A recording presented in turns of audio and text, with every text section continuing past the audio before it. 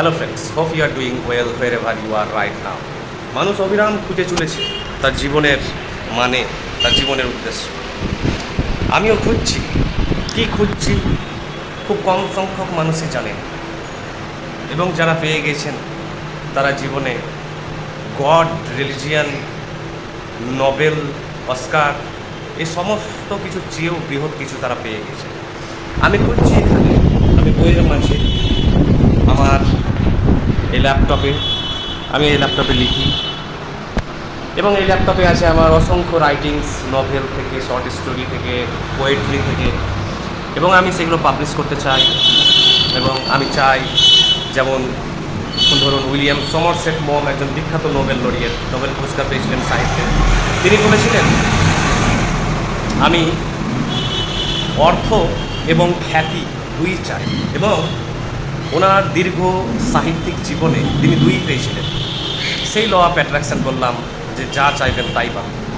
আমি খুঁজছি, যেমন এখানে একটি বই দেখছেন, tender is the night, S Scott Fitzgerald, একজন আমেরিকান নভেলিস্ট, বিখ্যাত নভেলিস্ট। আমি খুঁজছি পেপারে দ্য স্টেটসম্যান,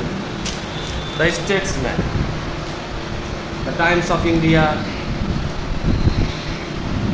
ফ্রন্টলাইন। আমি অসংখ্য জিনিসে খুঁজছি। আমি খুঁজছি হোলি বাইবেলে। কী খুঁজছি আমি জানি না, কেউ জানে না কী খুঁজছেন তিনি। আলটিমেট আমাদের সার্চ কি, জীবনের শেষ গন্তব্য কোথায় খুঁজছি। আমি খুঁজছি এই ডায়েরির পাতায়। এখানে অসংখ্য আমার ব্লু প্রিন্ট ম্যাপ আছে, আমার লিটারেচারের, সাহিত্যের, ফিলোজফি, সাইকোলজি। আমি খুঁজছি the great English theorist, novelist, philosopher, psychologist Humberto Eco, ওনার বইয়ের নাম দ্য নেম অফ রোজ। আমি খুঁজছি ইরানের বিখ্যাত নোবেল লরিয়েট, অর্থাৎ যিনি নোবেল পুরস্কার পেয়েছিলেন, ওরহান পামুকের বই দ্য মিউজিয়াম অফ ইনোসেন্স। আমি খুঁজছি টমাস হার্ডির বইয়ে টেস, এই বইয়ে। আমি খুঁজছি স্যার ওয়াল্টার স্কট, একজন গ্রেট নোবেলিস্ট, গ্রেটেস্ট নোবেলিস্ট। আমি খুঁজছি সালমান রুশদির বইয়েও দ্য এনচ্যান্টমেন্টস অফ ফ্লোরেন্স, তিনি একজন ইন্টেলেকচুয়াল চায় বলতে পারেন। আমি খুঁজছি ভার্জিনিয়া উলফ,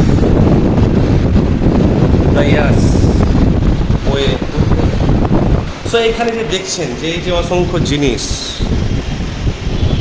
প্রত্যেকটি জিনিস হচ্ছে এক একটি বৃহৎ দরজা,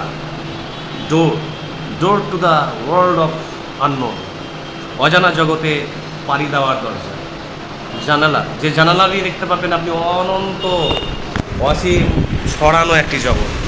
যে জগতে খুঁজছেন আপনি, সর্বদা খুঁজছেন, খুঁজতে থাকুন, কিন্তু আপনার খোঁজা সার্থক হবে না যদি না দুটো জিনিস করেন। এক হচ্ছে সাইকোলজি, আর দ্বিতীয় হচ্ছে ফিলোজফি।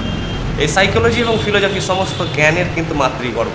আর এই সাইকোলজি এবং ফিলোজফিকে বেস্ট জানা যায় নীরবতা, সাইলেন্স অ্যান্ড মেডিটেশন অ্যান্ড কন্টেম্পলেশনের মাধ্যমে, অর্থাৎ মনন, ধ্যান, আত্মসমীক্ষা। যদি লেগে থাকেন এর মাঝে, আর যদি আপনি আনন্দ পেতে থাকেন, জোর করে করবেন না। যদি আপনাকে আনন্দ দেয়, যদি এগুলো আপনাকে এন্টারটেন করে, ভালো লাগে, আপনার শিশুর খেলার মতো আপনি একটি অনুভূতি পান, তাহলে জানবেন যে আপনি সঠিক পথে আছেন। তাই জীবনের কোনো উদ্দেশ্য বা অর্থ নেই। জীবনের উদ্দেশ্য, অর্থ নিজেদেরকেই খুঁজে বের করতে হয়, এবং সেই অনুযায়ী আমাদের জীবন অতিবাহিত করতে হয়। তাই সমস্ত জগৎ ত্যাগ করে নিজেকে খুঁজুন, নিজের প্যাশানকে খুঁজুন। আপনি নিজের মতো করে জীবন সাজান, তৈরি করুন, এবং সমস্ত কোলাহল, বিবাদ, কলহ, বিভাজন, তর্ক বিতর্ক, ভিড়, মানুষের সঙ্গ সব ত্যাগ করে দেন।